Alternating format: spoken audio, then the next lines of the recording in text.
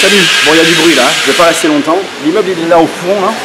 Je vais vous le montrer, c'est une grosse artère, il y a pas mal de trucs. Je vous montre et après je vous reprends dans une petite rue, ce sera plus simple. A tout de suite. Alors l'immeuble il est juste là en face.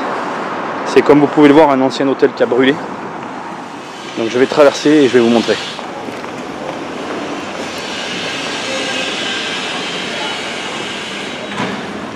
Voilà, donc c'était derrière. La rue est très passante. Ceux qui connaissent la ville savent où je suis. Hein, je pense à vous les gars. Donc ce bâtiment, c'est la suite de mon rêve immobilier. Et c'est surtout que là, tout a commencé. Alors je vais vous raconter ça tout de suite. Donc j'ai contacté ce propriétaire au départ pour ce bâtiment-là et pas pour celui que vous avez vu dans la vidéo juste avant.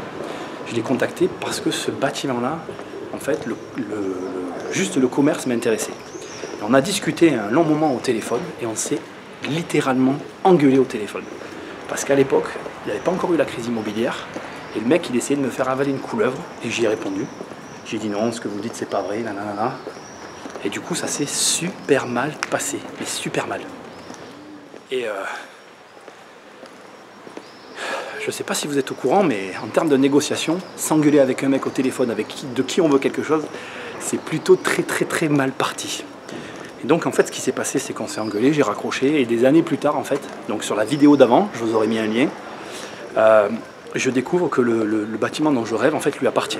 Et là quand il a fallu l'appeler la première fois, ouah, ça a été chaud. Hein. Et du coup, entre temps la crise est passée et je l'ai rappelé, je me suis présenté en toute honnêteté, j'ai dit voilà c'est moi, on s'est engueulé à tel moment et tout. Et il a pas mal réagi au téléphone. Et vous voyez j'ai bien fait de lui dire la vérité, ça m'a évité bien des tracas. Et du coup, à l'époque, j'ai pu avancer sur l'autre bien, mais bon, vous l'avez vu dans la vidéo d'avant, hein, mon rêve s'est pas réalisé, le bien s'est vendu à quelqu'un d'autre, et j'ai tout raté au final.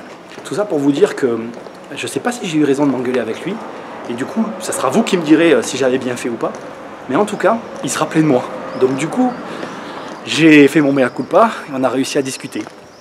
Et c'est peut-être positif, parce qu'en y réfléchissant, si j'avais pas ouvert ma gueule sur ce truc-là, peut-être qu'il ne serait jamais rappelé de moi et j'aurais été insipide pour lui. Ce mec-là est gros propriétaire, donc il a beaucoup de biens et je pense que c'était positif qu'il se rappelle de moi. Enfin voilà, allez, ce Walk and Talk se termine et je vous dis à plus tard. Salut!